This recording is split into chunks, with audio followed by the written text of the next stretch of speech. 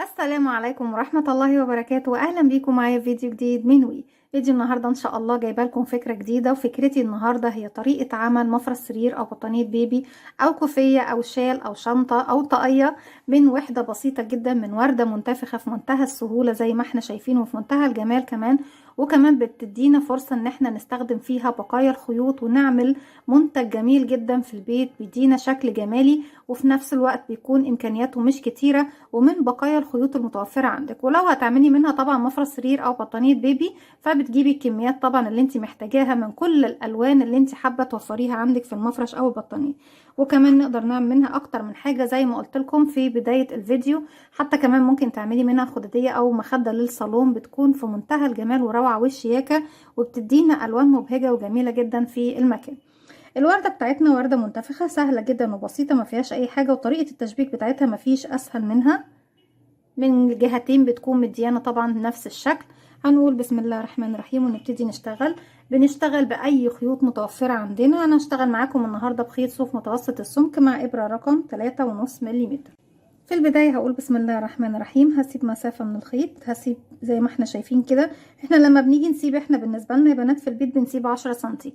انا هنا يمكن ما بسيبش ال10 سنتي لان انا مجرد بطبق قدامكم الفكرة فقط لا غير. لكن لما باجي اعمل المشروع كامل بسيب 10 سنتي عشان يسمح لي بعد كده ان انا انضف الخيط ده بإبرة التنظيف بطريقة سهلة وبسيطة علشان اقدر الضم الخيط ده في الإبرة. هلف الخيط حلقة على الهواء، هدخل داخل الحلقة بتاعتي ألف الخيط وأخرج منها طرف الخيط بشد بقفل عقدة البداية. في البداية كده هنبتدي نرتفع 6 سلاسل، بيكون عندي على الإبرة حلقة عشان ارتفع سلسلة بلف الخيط وأخرج منها. بسم الله كده 1 2 3 4 5 6. لو حابة ان طبعا المركز بتاع الوردة بتاعتك يكون أضيق من كده اعمليهم 5 أو 4 سلاسل. هندخل في أول سلسلة موجودة عندنا وهلف الخيط وهخرج منها من الحلقة اللي على الإبرة بغرزة منزلقة. هرتفع سلسلة ارتفاع غرزة الحشو داخل المركز بتاع الدائرة بتاعي او داخل الدائرة بتاعتي. هشتغل 12 غرزة حشو. بنشتغل غرزة الحشو ازاي؟ بيكون عندي على الابرة حلقة، بدخل فراغي اسحب الخيط واخرج، معايا على الابرة حلقتين هلف خيط واخرج منهم هما الاتنين كده. 1 2 3 4 5 6 7 8 9 10 11 عفوا 12. بعد ما ارتفعنا واشتغلنا سلسلة بعديهم 12 غرزة حشو، هدخل في اول غرزة اشتغلناها تحت حرف الفي زي ما احنا شايفين، وبخلي معايا كمان طرف خيط البداية بنخفيه معانا، بسحب غرزة منزلقة من تحتها بالشكل ده.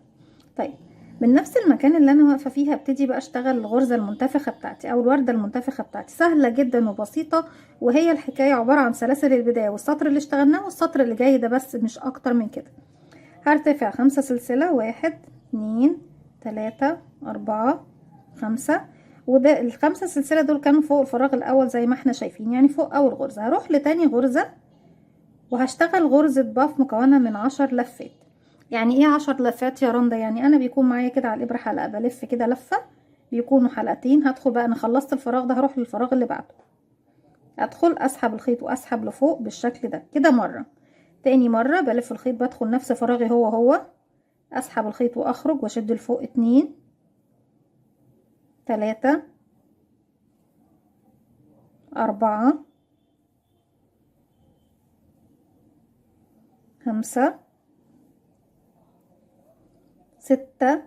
وعلى قد ما هتلفي لفات هتديكي شكل منتفخ في الوردة. 7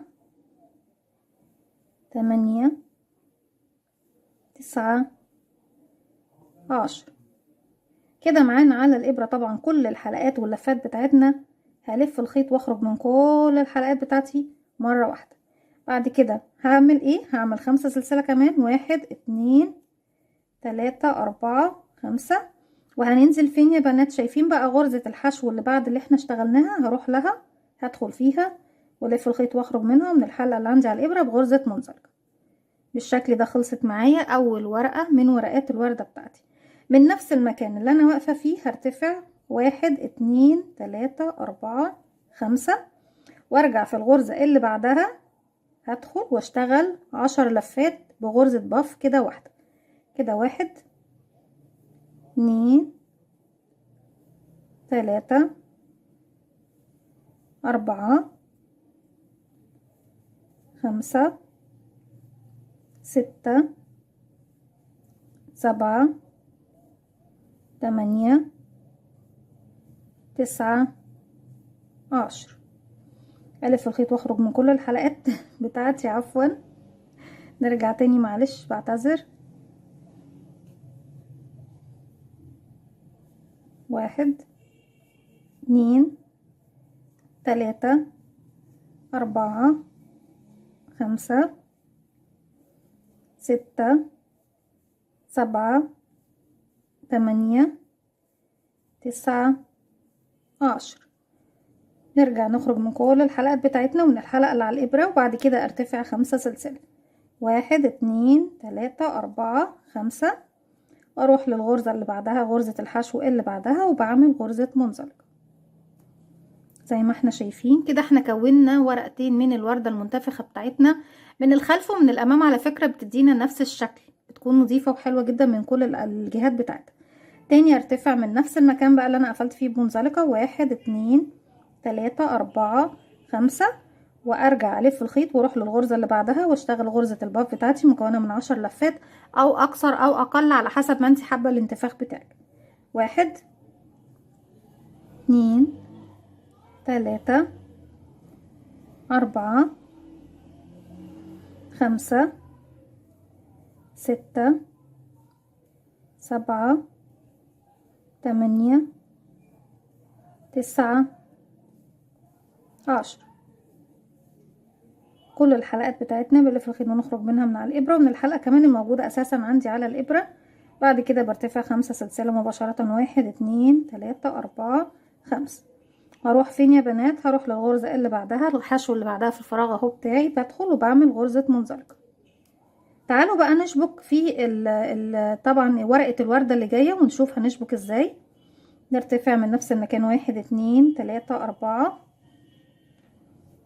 5، وبإمكاننا نضيف كل الألوان اللي احنا حابينها. ألوان طبعا الربيع الحلوة اللي احنا بنحبها، أزرق، أحمر، بنفسج، البينك، الأورنج، الأخضر، كل الألوان اللي انت تحبي تضيفيها في المفرش بتاعك هتضيفيه، أو في الخدادية، أو طبعا لو حابة تعملي طاقية لبيبي أو لحد كمان كبير. بنعمل منها كوفية بناتي في منتهى الروعة والشياكة، بتكون حلوة جدا جدا وجميلة لما تدخلي اللون اللي هو الاوف وايت مع مجموعة كده من الالوان البينك مع الاصفر مع اللون الاورنج، بيكون حلو قوي قوي جدا. هنيجي بقى نلف الخيط، بدخل فراغي التاني، اعمل غرزة الباف. 1 2 3 4 5 6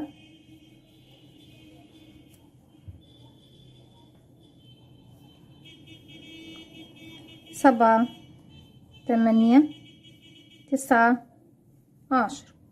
كده احنا معانا الحلقات كلها على الابره يا بنات، صح؟ بلف الخيط بقى واخرج من كل الحلقات بتاعتي، ومعايا كده الحلقه دي. قبل ما اعمل الخمس سلاسل هجيب الورده التانية اللي قصادي هنا بالشكل ده اهو، وهيكون الخيط بتاعي فوق زي ما احنا شايفين. هدخل من تحت المكان اللي هو فوق، شايفين المكان اللي في القمه دوت، المكان اللي بيقفل لي عند الورقه اللي قدامها على طول، هدخل فيه وهسحب بقى الخيط بتاعي منها ومن الحلقه اللي عندي على الابره.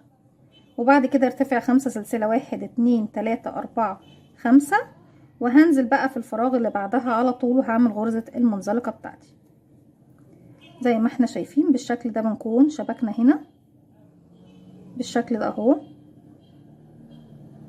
شبكت في واحدة منهم زي ما احنا شايفين. ارجع تاني. 1 2 3 4 5، واكمل غرزة الباف في الغرزة اللي بعدها. احنا كده عملنا 1 2 3 4، لسه فاضل لنا 2، واحدة منهم اهي. 1 2 3 4 5 6 7 8 9 10. نلف الخيط ونخرج من كل الحلقات بما فيهم الحلقة بتاعتي اللي على الابرة. وقبل ما اعمل ال5 سلاسل هروح بقى للوردة بتاعتي نشبك في مكان تاني هنا. طيب احنا عايزين نشبك بقى الاتنين دول مع بعض. هاجي بقى تحت، بصوا يا بنات انا شابكه هنا وشابكه هنا، هاجي من تحت المكان اللي انا شابكه فيه الوردتين مع بعض واسحب بقى الخيط بتاعي من تحتهم ومن عندي من الحلقه اللي عندي على الابره، وارجع اشتغل بقى ال5 سلاسل بتوعي 1 2 3 4 5، وانزل الغرزه اللي بعدها واعمل غرزه منزلقه. شايفين؟ بصوا كده شبكنا. انا كنت شابكه الوردتين اللي هما الاورنج والاصفر، شبكت دلوقتي في الورقه دي هنا. بالنسبه للورده دي شبكت في الورقه دي في الورقه دي، ورجعت شبكت الورقه دي ما بين الورقتين في المكان اللي في المنتصف ده، او ممكن تاخدي هنا رأس الورده دي او رأس الورده دي، ايا كانت بقى المكان اللي انت هتحبي تشبكي فيه. يعني يا اما تشبكي ما بين الوردتين او في اي واحده من الاتنين، بس طبعا الاصح انك بتاخدي ما بين الوردتين بتوعك زي ما انت شايفه. وبتتشبك كل الوردات بتاعتنا بالطريقه دي من الناحيتين بطريقه سهله جدا وبسيطه، وانت بتشغلي الورده نفسها زي ما احنا شايفين.